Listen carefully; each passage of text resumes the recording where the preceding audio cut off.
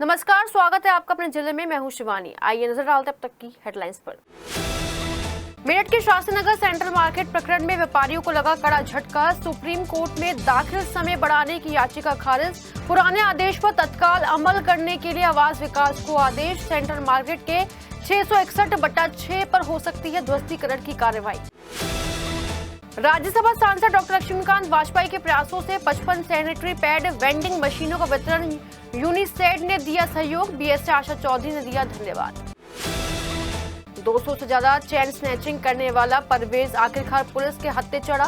PC में खुलासा, 113 मुकदमे दर्ज है परवेज पर। मेरठ का जिला अस्पताल में अव्यवस्थाओं का बोलबाला। शौचालय में मिला 7 महीने का भ्रूण। जांच कमेटी गठित। लग्जरी गाड़ियों से शहर की सड़कों पर हुड़दंग मचाने वाले 5 रईसजादे गिरफ्तार। रेंज रोवर और ऑडी सहित 3 कार भी जब्त। सीसीटीवी से हुई पहचान। इंस्टाग्राम पर वीडियो बनाने का विरोध करने पर पत्नी देती है पति को हत्या की धमकी। पीड़ित ने लगाया शादी के नाम पर लूट गैंग चलाने का आरोप। एसएसपी से लगाई न्याय की गुहार। और जानी थाना क्षेत्र में नहीं रुक रहा है हत्याओं का सिलसिला। सिवालखास चौकी के पास फाइनेंसर के एलानिया कत्ल से सनसनी। और अब खबरें विस्तार से। सेंट्रल मार्केट में आवास विकास की रेसिडेंशियल जमीन पर बनी हुई कॉमर्शियल दुकानों को लेकर सुप्रीम कोर्ट ने अपना फैसला सुना दिया है। सुप्रीम कोर्ट ने 3 हफ्ते की राहत के बाद सेंट्रल मार्केट के 661/6 बिल्डिंग को ध्वस्त करने के आदेश जारी कर दिए हैं।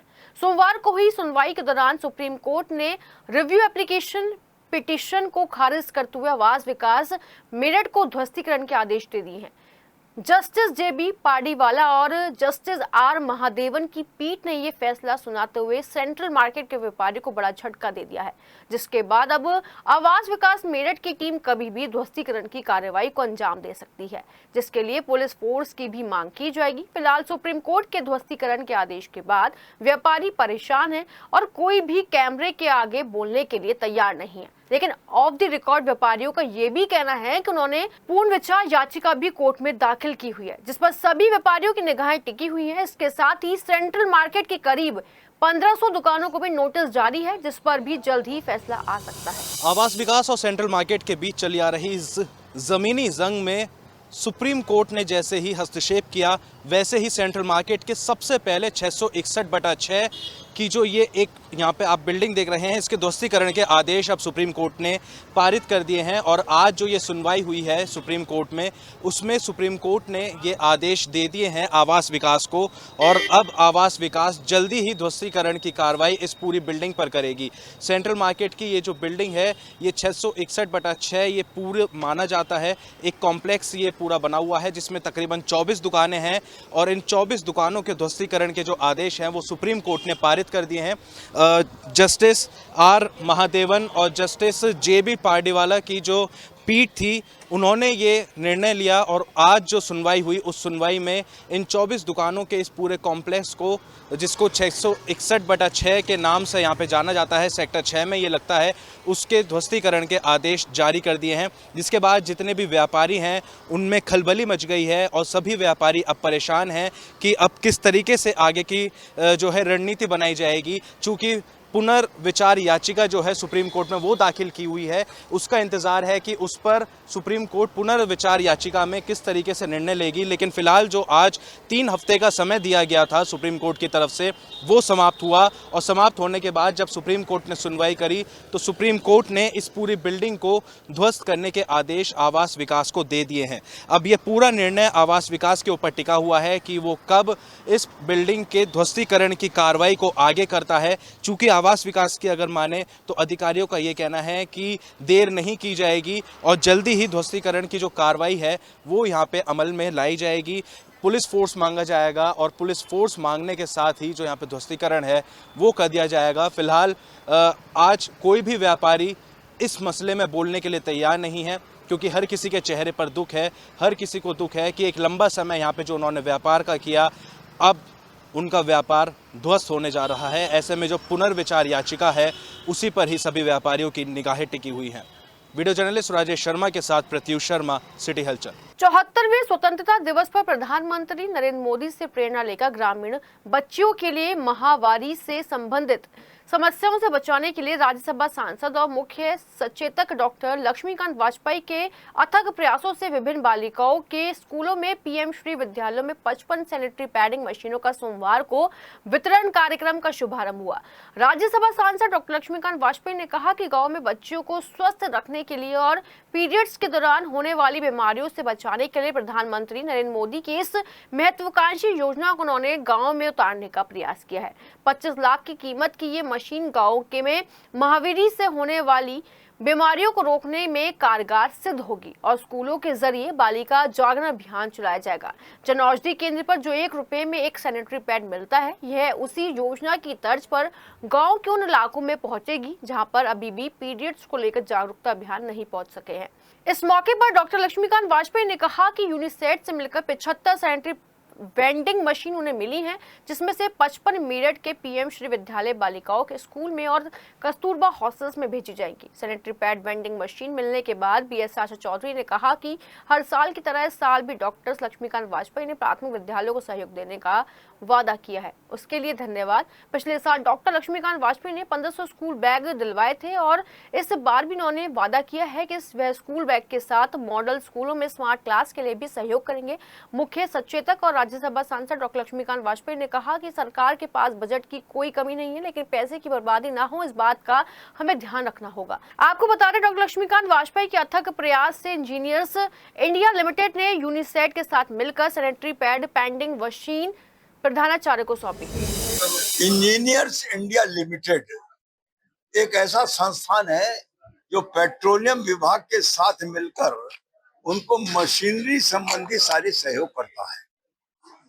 उस कंपनी ने हमारे प्रस्ताव पर 75 सैनिटरी पैड वेंडिंग मशीन मुझको उपलब्ध कराई है। ये मशीन को प्राप्त करने की प्रेरणा मुझे मिली थी 74वें स्वतंत्रता दिवस पर लाल किले के प्राचीर से माननीय प्रधानमंत्री जी ने इसकी चर्चा की थी, वहां से प्रेरणा प्राप्त हुई थी और आज उसमें ये सफलता मिली है। 55 ये बटी है मेरठ में, इसके बाद गाजियाबाद में कल 7 बटेंगी, ऐसे जिला उन्नाव में और कानपुर देहात में। कुल मिलाकर 75 मशीन उत्तर प्रदेश में ये बटेंगी। महिला लड़कियों के स्कूल, बच्चियों के स्कूल में जाएगी, पीएम श्री स्कूल में जाएगी और वहां पर ये 6 महीने की तो साथ में पैड दिए गए हैं और बाद में स्टेट गवर्नमेंट की योजना है, उससे इनकी फिलिंग हुआ करेगी।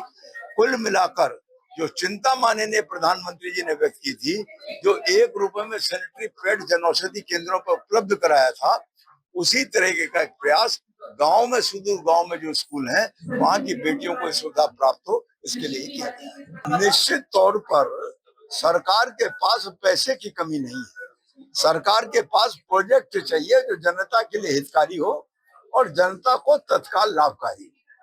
इसलिए प्रोजेक्ट बनाना और उसके लिए उचित स्थान तक जाना और जाने के बाद उसका प्रयास करके लाना और उपयुक्त व्यक्ति तक, पात्र व्यक्ति तक उसको पहुंचाना, वो काम हमने आज किया है और आगे भी ये काम हमारा चलता रहेगा। अभी इसके बाद कुछ ही दिन में 80 मोटराइज्ड व्हील चेयर मिली है, 40 मेरठ के लिए, 40 गाजियाबाद में देंगे। 80 मोटराइज्ड व्हील चेयर बहुत बढ़िया क्वालिटी की, जो रईस लोग खरीद सकते हैं, उस क्वालिटी की है, जो आम लोगों को मिलेगी। प्रशासन को हमने कह दिया कि 40 लोग छांट लो और उन 40 लोगों को भी ऐसी कार्यक्रम करके मोटराइज्ड व्हील चेयर करें। और हमारा गांव जो है वो अल्पसंख्यक गांव है, बहुतायत में वहाँ अल्पसंख्यक है और वहाँ गरीब जो बच्चियां हैं वो कपड़े का इस्तेमाल करती हैं, क्योंकि उनको बहुत ज्यादा पैड की व्यवस्था हो नहीं पाती है और जब कपड़े का इस्तेमाल करते हैं तो आपको पता है कि किस तरह की प्रॉब्लम होती है उन्हें। इस मशीन से वो अपने जीवन को एक सुखद अनुभूति दे सकती हैं, क्योंकि ये जो परेशानी है, ये जो एक तरह से बच्चों को होने वाली मानसिक अनियमितता से जो प्रॉब्लम होगी, उससे बचाव हो सकता है उनका। चैन स्नैचिंग की घटना पर कमी आई हो या ना हो आई हो, लेकिन चैन स्नैचिंग की घटना को अंजाम देने वाले शातिर अपराधी को पुलिस ने पकड़ा है। ये काम नौचंदी थाना पुलिस और सिटी स्वाट टीम ने किया है। मुठभेड़ के बाद पुलिस और टीम ने परवेज आलम नाम के बड़े चैन स्नैचर को गिरफ्तार किया है, जो गोली लगने से घायल भी हुआ है। एसपी सिटी आयुष विक्रम सिंह ने प्रेस कॉन्फ्रेंस करते हुए इस शातिर अपराधी परवेज आलम के बारे में पूरी जानकारी दी। उन्होंने बताया कि परवेज मेरठ एनसीआर में अब तक 200 से ज्यादा चेन स्नैचिंग की घटनाओं को अंजाम दे चुका है, बल्कि 113 मुकदमे भी दर्ज हो चुके हैं, जबकि कई बार जेल भी जा चुका है। लेकिन बावजूद इसके चेन स्नैचिंग की वारदात को अंजाम देना नहीं छोड़ा और मोटे मुनाफे के लालच में चेन स्नैचिंग और लूट की घटना वारदात को लगातार अंजाम देता गया।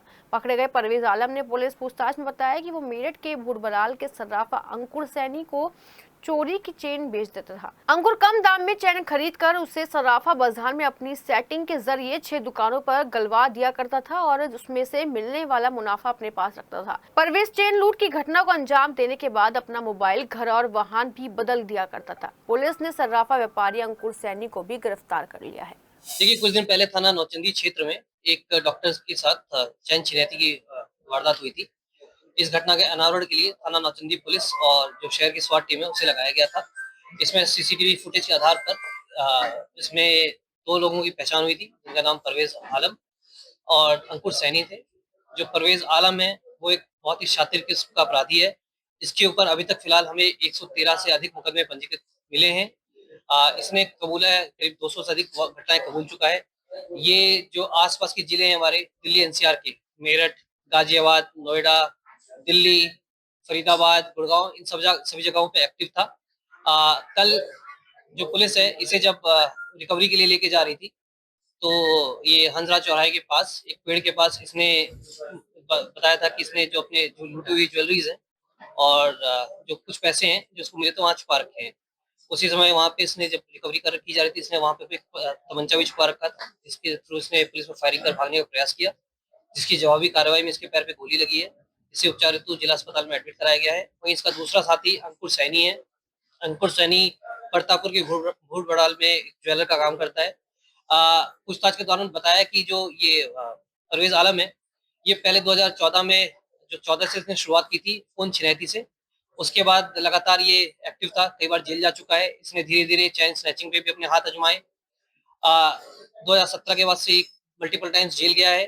2020 में एक हसीबुल नाम का व्यक्ति था, जिसके साथ ये उस समय ये करोलबाग का रहने वाला है। हसीबुल करोलबाग में इसकी दुकान है, ये रहने वाला वेस्ट बंगाल का है। उसको ये अपने जो भी स्नैचिंग की हुई ज्वेलरी होती थी वो इसको बेचा करता था। 2020 में वो भी जेल गया था। उसके 2020 में जेल से वापस आने के बाद जो परवेज है उसकी मुलाकात अंकुर सैनी से हुई। परवेज की बहन का घर मेरठ में था, इसलिए अक्सर वो यहाँ पे आया करता था। जो अंकुर सैनी है वो ज्वेलर था, इसके थ्रू कांटेक्ट में आता था। ये अपने जो भी ज्वेलरी ये लूट के लाता था, छीन के लाता था, वो इसको दिया करता था। उसके बाद अंकुर सैनी सराफा मार्केट में आता था, वो बताता था कि मैंने इसको वेरीफाई कर लिया, आप इसको पिघला दो। कई दुकानों पे इसने अपने जो ज्वेलरी है वो पिघला दिया करता था। उसके बाद जो पैसा था वो इसको उससे ले लिया करता था। इसने अभी तक जो कबूला वो 113 मुकदमे हमें जो लिखा पढ़ी में हमें मिले हैं। 113 से अधिक मुकदमे पंजीकृत हैं इसके खिलाफ। जुर्म इसने 200 से अधिक मामलों का कबूला है कि इसने किया है।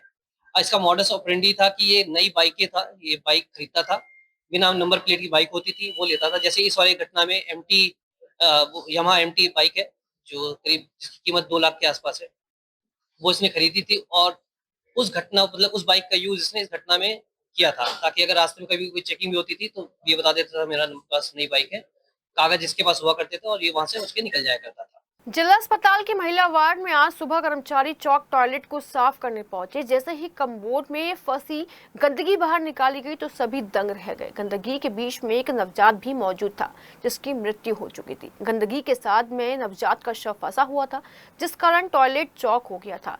डेलीगेट पुलिस ने नवजात के शव को मोर्चरी भिजवाया और अधिकारियों को सूचना दी गई। फिलहाल पुलिस सीसीटीवी कैमरे खंगालने में जुटी हुई है। यह पता लगाने का प्रयास किया जा रहा है कि कब और किसके द्वारा ये बच्चा यहाँ फेंका गया।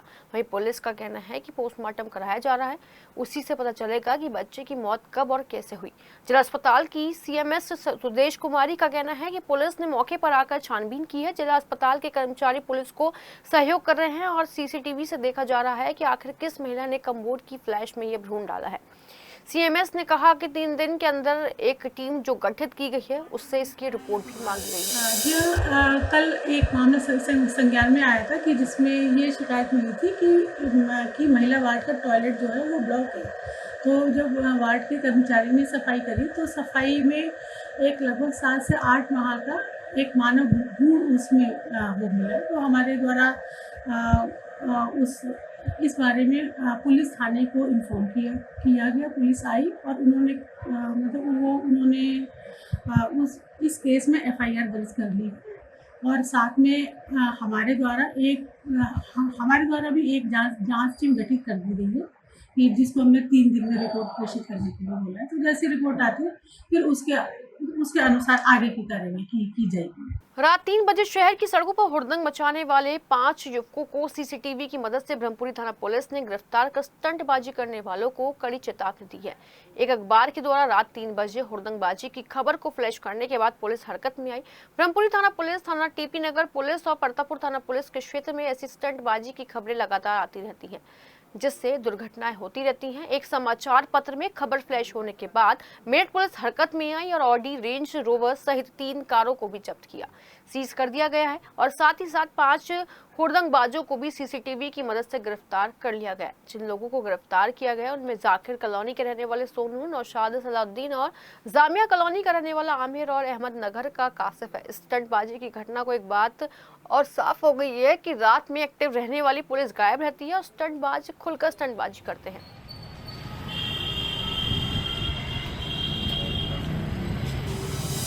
देखिए, कुछ दिन पहले ये थाना परतापुर ब्रह्मपुरी TP नगर क्षेत्र से लग्जरी कार में सवार कुछ लड़कों ने रात में हुड़दंग मचाया था। इस मामले का पुलिस द्वारा संज्ञान लिया गया था। CCTV कैमरे से इनको ट्रेस किया गया।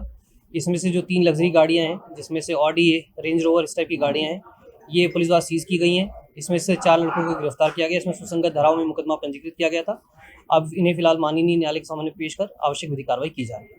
इंस्टाग्राम पर पत्नी के वीडियो बनाने और अपलोड करने का विरोध करने पर पति ने पत्नी पर हत्या करने की धमकी देने का आरोप लगाया है। अमरोहा से SSP ऑफिस पहुंचे पति संजीव ने पत्नी की इंस्टाग्राम की कई वीडियो भी पुलिस को सौंपी हैं और पत्नी सपना और उसके मायके वालों पर 8 लाख रुपए ठगने का भी आरोप लगाया है। संजीव ने शादी के नाम पर ठग गैंग चलाने और फर्जी मैरिज ब्यूरो चलाने का भी आरोप लगाया है। दरअसल अमरोहा के रहने वाले संजीव की शादी 6 महीने पहले मेरठ के कंकड़खेड़ा की रहने वाली सपना से हुई थी। संजीव का आरोप है कि ससुराल वालों में मजबूरी और परवानी दिखाकर उसे 3.5 लाख रुपए लिए और फिर दूसरी बार में सोने चांदी के जेवर भी। जब पैसे और जेवर वापस मांगे गए तो उसे झूठ मुकदमे में फंसाने और जान से मारने की धमकी दी जाने लगी। संजीव आज SSP ऑफिस पहुंचा और वहां न्याय की गुहार और ससुरालियों पर मुकदमा दर्ज करने की मांग की है। तो मेरे साथ फ्रॉड किया। मेरी शादी हुई काकाखेड़ा सपना से, जो उसकी माँ, उसकी बहन, उसका भाई सब नशेड़ी है। नशा करते हैंगे, गंदा काम करते हैंगे, मसाज पार्लर जाते हैंगे, इंस्टाग्राम पे गंदी गंदी वीडियो बना के डालती है, गैर मर्दों के साथ नाचती है, गैर मर्दों के साथ जाती है, मुझे अभी मारने की धमकी देती है। मेरा पैसा लूट लिया, 8.5 लाख रुपया। जानी थाना क्षेत्र में अपराध रुकने का नाम नहीं ले रहा है। फिर एक बार जानी थाना क्षेत्र में एलानिया कत्ल हो गया। सोमवार सुबह जानी थाना क्षेत्र के सिवालखास चौकी की 200 मीटर की दूरी पर दूध लेने जा रहे 27 वर्षीय किशोरी की बदमाशों ने सिर में गोली मारकर हत्या कर दी। किशोरी का गोली लगा शव सिवालखास के अम्बेडकर भवन के पास से मिला। बता दें कि मृतक किशोरी 8 महीने पूर्व विकास की हत्या करने के आरोप में 2 महीने की जेल में बंद था। 9 अप्रैल को वह जमानत से छूटकर अपने घर आया था। मृतक किशोरी के परिजनों ने बताया कि विकास के परिजनों ने ऐलान किया था कि वह जेल से तो छूट गया, लेकिन हम इसे जिंदा नहीं छोड़ेंगे। मृतक किशोरी के परिजनों ने किशोरी की हत्या को लेकर खूब हंगामा किया। जानी थाना पुलिस ने किसी तरह मामले को शांत कराकर शव का पंचनामा भरकर पोस्टमार्टम के लिए भिजवाया। वहीं जानी थाना पुलिस को मृतक किशोरी लाल के भाई सचिन ने गुलशन, राजू, आशीष, आनंद के खिलाफ नामजद तहरीर देते हुए कार्रवाई की मांग की, जिस पर पुलिस ने मुकदमा दर्ज करते हुए गुलशन और राजू को गिरफ्तार कर जेल भेज दिया, जबकि आनंद, आशीष की तलाश जानी पुलिस कर रही है। फलादा थाना क्षेत्र के गांव नगला हरेरू में बीते 7 महीने से 2 पक्षों में वर्चस्व की लड़ाई चल रही थी, जिसके चलते खेत पर गेहूं काटने के लिए गए शब्बू नाम युवक पर दूसरे पक्ष के आधा दर्जन युवकों ने खेत पर पहुंचकर लाइसेंसी पिस्टल से फायरिंग कर दी, जिसमें शब्बू और हमदान जान बचाने के लिए गांव की ओर भागे, लेकिन हमलावरों ने शब्बू के पैर में गोली मार दी, जबकि हमदान बच गया। गोली चलने की आवाज सुनकर मौके पर ग्रामीणों की भीड़ इकट्ठा हो गई, जिस पर खुद को घिरता देख हमलावर भविष्य में जान से मारने की धमकी देते हुए फरार हो गया। गोलीबाजी की सूचना मिलने पर सीओ मवाना अभिषेक पटेल और थाना प्रभारी ASP देवेश चतुर्वेदी घटनास्थल पर पहुंचकर घायल को इलाज के लिए अस्पताल भिजवाकर पीड़ित परिवार से पूछताछ की। इस संबंध में हमदान ने हमलावरों के खिलाफ पुलिस को तहरीर सौंपी है। इसमें पुलिस ने खुर्रम, कल्लू, नकीब, रुवेज उर्फ टाटी और 2 अज्ञात लोगों के खिलाफ मुकदमा दर्ज कर लिया है और हमलावरों की तलाश में जुट गई है। थाना कटहर के गांव बहरोड़ा में एक घेर में अचानक आग लग गई। आग की चपेट में आने से एक भैंस की मौत हो गई, जबकि एक भैंस मामूली रूप से झुलस गई। वहीं आग लगते ही आसपास के लोग मौके पर पहुंचे और कड़ी मेहनत से आग पर काबू पाया, लेकिन तब तक काफी नुकसान हो चुका था। बताया जा रहा है कि थाना कटहर के गाँव में दिलशाद का गाँव के भारी छोर पर घेर है, जिसमें उन्होंने अपने पशु बांध रखे हैं। सोमवार की सुबह अचानक घेर में पड़े छप्पर में आग लग गई, जबकि कुछ ही देर में आग तेज हो गई। आग लगते ही ग्रामीणों ने कड़ी मशक्कत से आग पर काबू पाया, लेकिन तब तक एक भैंस की मौत हो चुकी थी, जबकि दूसरी भैंस मामूली रूप से झुलस गई। वहीं घेर में रखा हजारों की कीमत का सामान जलकर राख हो गया। बुधवार यानी 30 अप्रैल को सरधना पूरी तरह बंद रहेगा। नगर के सभी प्रमुख बाजार और प्रतिष्ठानों के लिए बंदी का आह्वान किया गया है। दरअसल पहलगांव में हुए आतंकी हमले के विरोध में व्यापारियों ने बंद का आह्वान किया है। व्यापार संगठन के अध्यक्ष पंकज जैन के नेतृत्व में सभी व्यापारियों ने मिलकर बंद करने का निर्णय लिया है। मंगलवार को लाउडस्पीकर के माध्यम से सभी व्यापारियों को आगामी बंद की सूचना दे दी गई। इससे पहले हुई बैठक के दौरान व्यापारियों ने आतंकी हमले की निंदा करते हुए एकजुटता का संदेश भी दिया। बैठक में सभी जाति, धर्म और वर्ग के व्यापारी मौजूद रहे। व्यापारियों ने बंद करने के लिए सफल रहने की उम्मीद जताई है। तो आज जो है सरदाना में जो हमारे पंकज जैन जी हैं, उनके यहाँ पर एक मीटिंग का आयोजन किया गया, जिसमें सभी लोगों से आह्वान किया गया कि सभी समाज के लोग जो है मिलकर ये फैसला करते हैं कि 30 तारीख को पूरा सरदाना बंद रखा जाएगा और जो है ये संदेश दिया जाएगा कि हम सभी एक हैं, सर्व समाज के लोग एक हैं और हम देश की एकता अखंडता के लिए कार्य करते रहेंगे और जो हमारे देश के दुश्मन हैं उनको हम मुंह तोड़ जवाब देने का कार्य करेंगे। 30 तारीख को जो व्यापार मंडल ने बाज़ार बंद करके जो इस आतंकवाद के ख़िलाफ़ हम हिंदू मुस्लिम एकता का परिचय देंगे सरधना के अंदर। और मैं ये भी आह्वान करना चाहता हूँ कि ये जो आतंकवादी हमला हुआ, ये हिंदू मुस्लिम नहीं बनानी चाहिए देश के अंदर।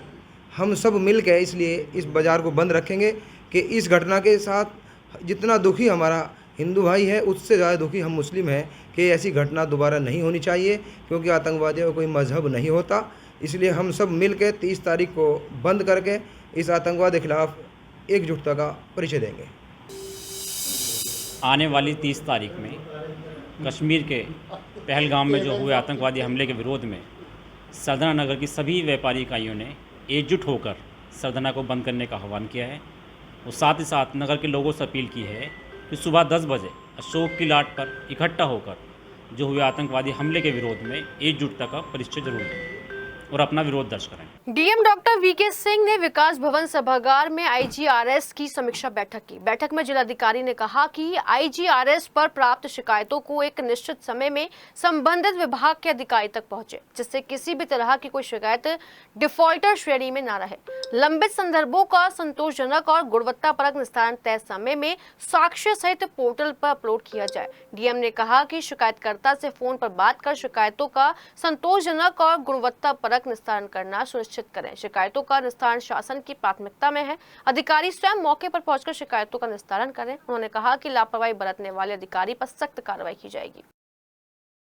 चौधरी चरण सिंह विश्वविद्यालय में सोमवार से शुरू हुई परीक्षाओं के पहले ही दिन कुलपति प्रोफेसर संगीता शुक्ला ने परीक्षा केंद्रों का औचक निरीक्षण किया और परीक्षा केंद्रों की व्यवस्थाओं को भी देखा गया। कुलपति ने doctor Bhimrao Ambedkar degree college और मेरिट कॉलेज परीक्षा केंद्रों पर औचक निरीक्षण कर व्यवस्थाओं का जायजा लिया। निरीक्षण के दौरान कुलपति ने परीक्षा हॉल में जाकर छात्रों से बातचीत की और परीक्षा संचालन की बारीकियों पर गहनता से नजर डाली। परीक्षा केंद्रों पर सीसीटीवी निगरानी, उत्तर पुस्तिकाओं का वितरण और परीक्षा कक्षों की व्यवस्थाओं को लेकर भी अधिकारियों को आवश्यक दिशा निर्देश दिए गए। प्रोफेसर संगीता शुक्ला ने स्पष्ट शब्दों में कहा कि नकल मुक्त और पारदर्शी परीक्षा विश्वविद्यालय प्रशासन की प्राथमिकता है। किसी भी स्तर पर अनुशासनहीनता या फिर गड़बड़ी को बर्दाश्त नहीं किया जाएगा। कुलपति ने कहा कि भविष्य में भी इस तरह के निरीक्षण लगातार चलते रहेंगे। वहीं चौधरी चरण सिंह विश्वविद्यालय के ललित कला विभाग में आतंकी हमले में मारे गए निर्दोष भारतीयों को श्रद्धांजलि अर्पित की गई। छात्र छात्राओं ने अपनी कला के माध्यम से हमले में मारे गए सभी भारतीयों को चित्र बनाए और उन्हें श्रद्धांजलि अर्पित की। कुलपति प्रोफेसर संगीता शुक्ला ने दिवंगत आत्माओं की शांति के लिए ईश्वर से प्रार्थना करते हुए कहा कि यह अत्यंत निंदनीय है और हम सभी भारतीय इस घटना की घोर निंदा करते हैं। भारत सरकार आतंकवादियों को मुंहतोड़ जवाब देना चाहिए। सभा में मौजूद सभी लोगों ने 2 मिनट का मौन रखकर दिवंगत आत्माओं को श्रद्धांजलि अर्पित की। हमारे विभाग की ओर से भावभीनी श्रद्धांजलि का कार्यक्रम है, जिसमें हम उन निर्दोष भारतीयों को जो कश्मीर घूमने गए थे और आतंकी गोलियों का निशाना बने और जो बिना किसी दोष के सिर्फ भारतीय होने के कारण, हिंदू होने के कारण मौत के घाट उतार दिए गए, उनको भावभीनी श्रद्धांजलि देने के लिए आज यहाँ पर एकत्रित हुए हैं, ताकि उनकी आत्मा को शांति मिले। और इस श्रद्धांजलि के दौरान हम निवेदन करते हैं अपनी सरकार से कि इस घटना का मुंह तोड़ जवाब देना चाहिए। आबूलन व्यापार संघ के होने वाले चुनाव को लेकर रस्साकसी तेज हो गई है, जिसके चलते आबूलन व्यापार संघ के प्रदीप कुमार गुप्ता पैनल के सभी पदाधिकारी जिलाधिकारी कार्यालय पहुंचे और आरोप लगाते हुए बताया कि आबूलन व्यापार संघ के संरक्षक आकाश खन्ना दूसरे गुट से मिले हुए हैं और उनके गुट के विरोध में खड़े हुए हैं। प्रदीप कुमार गुप्ता गुट का आरोप है कि 1 सप्ताह पहले उन्होंने जो हिसाब दिया उसमें फर्जीवाड़ा है और जो 211 सदस्यों की वोटर लिस्ट दी है उसमें भी गड़बड़ी है। इसका खुलासा तब हुआ जब उन्होंने एक दुकान पर जाकर सत्यापन किया और लिस्ट बनाई तो 170 सही है, बाकी सब फर्जी तरीके से बनाए गए हैं। 30 व्यापारियों की वोट नहीं बनी है। संरक्षक चुनाव अधिकारी उन व्यापारियों की सुन भी नहीं रहे। प्रदीप कुमार गुप्ता पैनल ने जिलाधिकारी से मांग की है कि जांच करवाकर निष्पक्ष चुनाव करवाया जाए। हम यहाँ पे डीएम साहब के कार्यालय में इसी विज्ञप्ति लेके आए हैं कि हमारे यहाँ पे वोटर लिस्ट में धांधलेबाजी हुई हुई है, जिसमें करीबन 40 वोटें फर्जी पड़ी हुई हैं और कई लोगों की वोटें नहीं बनी हुई हैं और ऐसे बहुत सारी चीज़ें जो हैं वहाँ पे ये फर्म रजिस्टर्ड नहीं है, आबूलन व्यापार संघ रजिस्टर्ड नहीं है और दिक्कत ये है कि वहाँ पे किटी पार्टी ग्रुप की तरीके से एक चीज़ चल रही है। और आज कई सालों बाद 27 सालों बाद चुनाव की घोषणा हुई है और आज चुनाव जैसे हो रहे हैं तो उसमें धांधलेबाजी पूरी तरीके से वो लोग कर रहे हैं। चुनाव अधिकारी भी उनका है, यहाँ तक कि पूरे संरक्षक भी उनके हैं और चुनाव अधिकारी अपने ही निजी स्थान पर चुनाव करा रहे हैं। सोमवार को युवा ब्राह्मण समाज संगठन के पदाधिकारी और सदस्य जिलाधिकारी कार्यालय पहुंचे और प्रधानमंत्री और मुख्यमंत्री को संबोधित ज्ञापन डीएम कार्यालय पर सौंपा। ज्ञापन के माध्यम से संगठन के पदाधिकारी और सदस्यों ने केंद्र और राज्य सरकार से मांग करते हुए कहा कि जल्द से जल्द राष्ट्रीय ब्राह्मण आयोग का गठन किया गया है। भगवान विष्णु के 6ठे अवतार माने जाने वाले धार्मिक आस्था के प्रतीक ब्राह्मण समाज के गौरव भगवान परशुराम जयंती पर सार्वजनिक अवकाश घोषित किया जाए। संगठन के पदाधिकारियों ने बताया कि ब्राह्मण समाज का इतिहास बलिदान, ज्ञान और राष्ट्र सेवा से भरा हुआ है। इसके बावजूद भगवान परशुराम जयंती ऐतिहासिक और सांस्कृतिक पर्व आज भी सरकारी अवकाश की सूची में शामिल नहीं है। भगवान परशुराम जयंती पर सार्वजनिक अवकाश घोषित किया जाए। कि 30 तारीख में जो भगवान परशुराम जयंती है उस पर पूर्ववर्ती सरकारों में इस पर सार्वजनिक अवकाश रहता था, अब भी इस पर जो है ना सार्वजनिक अवकाश घोषित किया जाए। और दूसरा, अब ब्राह्मणों की जो कुल जनसंख्या है भारत के अंदर वो लगभग 16 से 18% के बीच है और ब्राह्मण लगातार पिछड़ते जा रहे हैं। तो एक राष्ट्रीय ब्राह्मण आयोग का गठन हो जिससे उनके बारे में मंथन करके उनका विकास किया जा सके। पल्लापुरम थाना क्षेत्र में देर रात रविवार को सोए हुए 2 मजदूरों पर एक बदमाश ने लूट के इरादे से हमला बोल दिया। जब मजदूर तुलसी और रंजीत ने लुटेरे अरुण को पकड़ना चाहा तो लुटेरे ने तुलसी की गर्दन और हाथ पर चाकू मारकर उसे घायल कर दिया और उसकी जेब से 2000 रुपए और रंजीत की जेब में रखे 2800 रुपए लूट लिए और दोनों को घायल करके आरोपी लुटेरा भाग गया। घायल मजदूर तुलसी और उसका दूसरा साथी रंजीत पल्लापुरम थाने पर पहुंचे और उन्होंने आरोपी अरुण के खिलाफ तहरीर दी। उन्होंने पुलिस को बताया कि लुटेरा गांव सोफीपुर का रहने वाला है, जो आपराधिक किस्म का व्यक्ति है। वहीं पुलिस ने तहरीर लेने के बाद मामले की जांच शुरू कर दी है। कंकड़खेड़ा थाना क्षेत्र के खिरवा फ्लाईओवर के पास बिजली कर्मचारी फिरोज से बाइक सवार 2 बदमाशों ने मोबाइल लूट लिया और गांव जंगेठी की तरफ भागने लगे। तभी पीड़ित फिरोज भी एक व्यक्ति की मदद से बुलेट मोटरसाइकिल से दोनों बदमाशों का पीछा कर रहा था। जब गांव जंगेठी के अंदर दोनों बदमाश मोटरसाइकिल को दौड़ाते हुए भाग रहे थे तो उनकी मोटरसाइकिल सड़क के किनारे खड़ी इको कार से जा टकराई और दोनों बदमाश वहीं गिर पड़े, जहाँ पब्लिक ने दोनों बदमाशों की पकड़कर पिटाई कर दी और कंकड़खेड़ा थाना पुलिस को बुलाकर दोनों बदमाशों को सौंप दिया गया। बताया जा रहा है कि दोनों बदमाश कंकड़खेड़ा के गोविंदपुरी के रहने वाले हैं और उन्होंने बिजली कर्मचारी फिरोज के साथ लूट की घटना को अंजाम दिया था। 2 लड़के थे कंकड़खेड़े के, बता रहे हैं गोविंदपुरी के रहने वाले।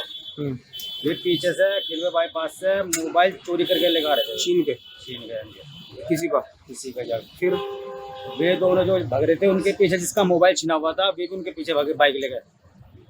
और बगते बगते हमारे गांव में बढ़ गए और मेरी गाड़ी में पकड़ के साइड में चौपाल पे चौराहे पे और पीछे गाड़ी खो गई। थाना बावनपुर क्षेत्र की संजय विहार कॉलोनी में बीती 21 अप्रैल को सिलेंडर फटने से फैन बॉक्स फैक्ट्री में लगी आग में झुलसे 4 मजदूरों में से एक महिला मजदूर की इलाज के दौरान मौत हो गई। महिला मजदूर की मौत की सूचना पर अस्पताल पहुंची पुलिस ने शव को कब्जे में लेकर पोस्टमार्टम के लिए भेज दिया। गौरतलब है कि बीती 21 अप्रैल को थाना भावनपुर की संजय विहार कॉलोनी में सुमित गुप्ता की फैन बॉक्स बनाने वाली फैक्ट्री में कंप्रेसर फटने से भीषण आग लग गई, जिसमें आग की चपेट में आने से फैक्ट्री में काम कर रहे 4 मजदूर कुलदीप, जुनैद, सीता और कश्मीरी गंभीर रूप से झुलस गए थे, जिनका मेडिकल कॉलेज में इलाज चल रहा था। वहीं मंगलवार सुबह महिला मजदूर संजय विहार कॉलोनी के रहने वाली कश्मीरी ने इलाज के दौरान दम तोड़ दिया। कश्मीरी की मौत के बाद परिजनों में कोहराम मच गया। वहीं महिला मजदूर की मौत की सूचना पर अस्पताल पहुंची पुलिस ने शव को कब्जे में लेकर पोस्टमार्टम के लिए भेजते हुए अग्रिम कार्रवाई शुरू कर दी है। ब्रह्मपुरी थाना इलाके की फ्रेंड्स कॉलोनी में स्क्रैप के गोदाम में आग लगने से अफरा तफरी मच गई। आग की लपटें और धुएं के गुब्बार देख लोगों ने शोर मचाया और इसके बाद दमकल विभाग की सूचना दी। कुछ ही देर बाद दमकल विभाग की गाड़ियां मौके पर पहुंची और काफी मशक्कत के बाद आग पर काबू पाया गया।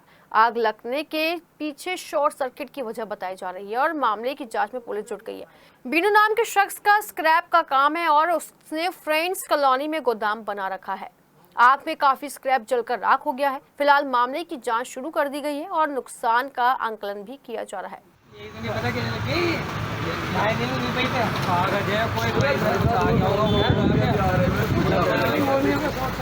अपने जिले में फिलहाल इतना ही। मेरठ शहर आसपास के तमाम छोटी बड़ी खबरों को हम पहुंचाते रहेंगे आप तक, तो जानिए वो जरूरी है जो। फिलहाल हमें दीजिए इजाजत। नमस्कार।